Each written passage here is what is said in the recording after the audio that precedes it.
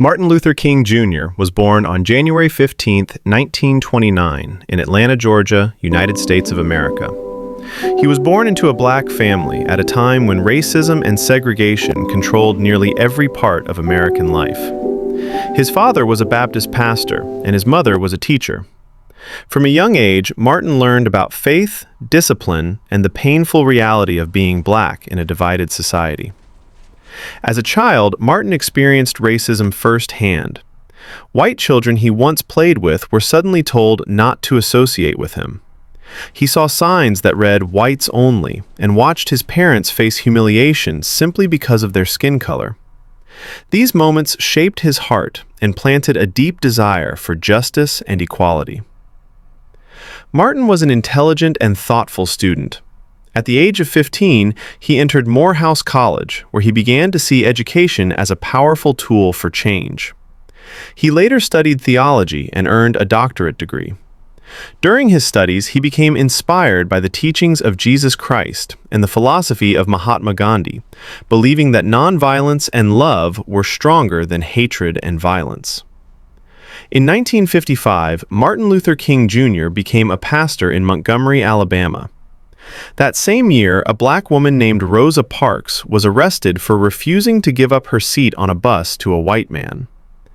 This single act of courage sparked a movement. Martin was chosen to help lead the Montgomery bus boycott. For 381 days, black citizens refused to ride buses.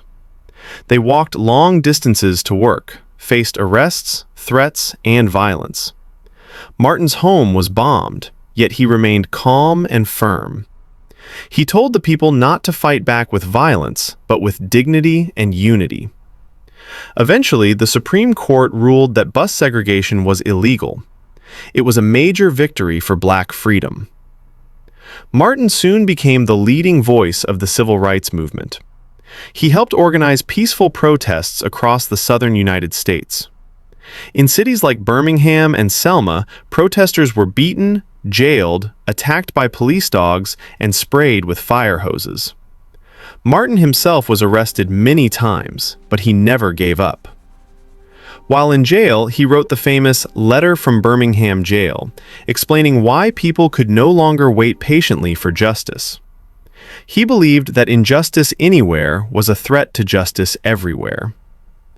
On August 28, 1963, Martin Luther King Jr. stood before over 250,000 people during the March on Washington.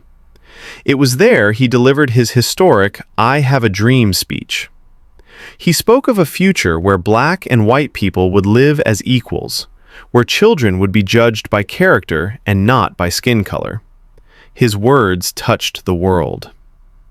Because of his leadership, important laws were passed. The Civil Rights Act of 1964 ended segregation in public places, and the Voting Rights Act of 1965 protected the right of black Americans to vote. In 1964, Martin became the youngest person to receive the Nobel Peace Prize.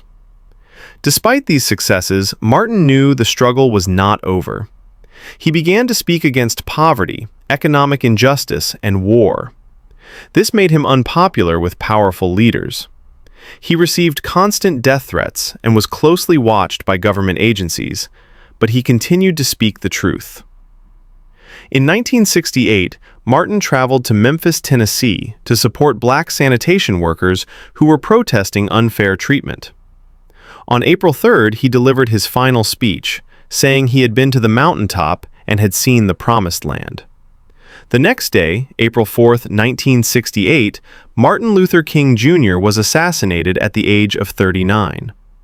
The world mourned his death, but his dream did not die with him.